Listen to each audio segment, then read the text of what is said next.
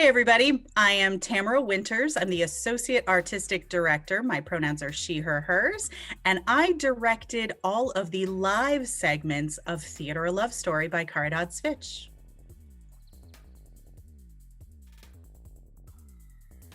I think I first fell in love with theater as a kid, actually, and not when I went to see shows. Apparently, according to my mother, I screamed all the way through Peter Pan as a small toddler. But when I was around 8 years old, I was in a Christmas pageant at our church, and I got to play the angel Gabriel.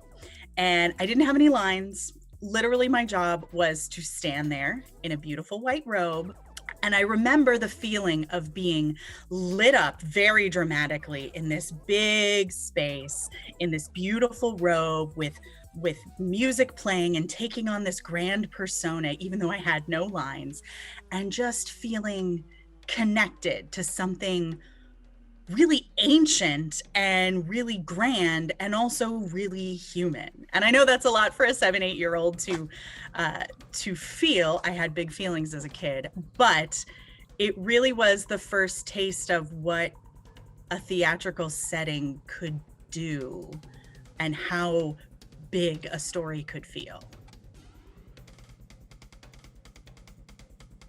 As we started talking about, how this story actually could translate really well to digital theater, we talked more and more about how we wanted to do that and how maybe the possibility of bringing on multiple directors could help really bring this story to life, since it references so many different kinds of theater and so many different modes of storytelling. So having multiple voices behind the director's chair could really benefit what this story is trying to say.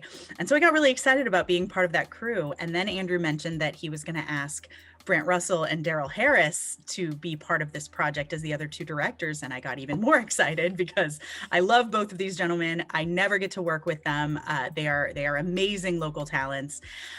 And so then we divided up the script kind of based on what made sense for each director's style. And I feel like I got really lucky because I got to direct the live portions. So my parts, aside from the rehearsals being via Zoom, really felt like rehearsing a live theater piece. And it's been such a blast to see it come together.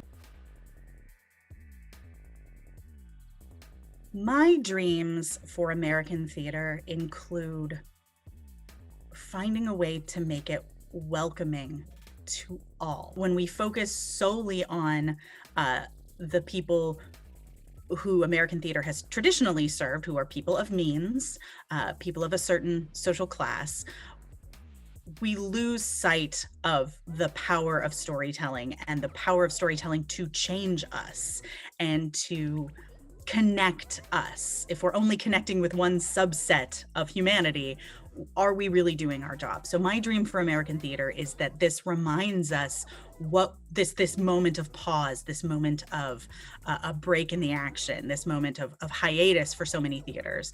My hope is that it awakens in us a memory of why it is that we do this in the first place. That's my dream for American theater. That's kind of my dream.